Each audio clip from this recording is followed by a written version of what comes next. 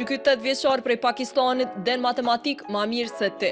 Edhe ka mësu të punu në pazar. Emri i tij është Samilullah dhe ka lind në Afganistan dhe tash jeton në Pakistan dhe ka tërheq vëmendjen e krejt mediave për shkak të aftësisë së tij për kalkulime mentale si mbledhje, zbritje, shëmzim e pjesëtim, ku krejt këto i bën në mendje, pa laps e pa letër. Po çka është më interesante, baba i tij tregon se këtë aftësi e ka zhvillu duke punu me të në treg edhe duke ndihmu për llogaritje të atypëratyshme.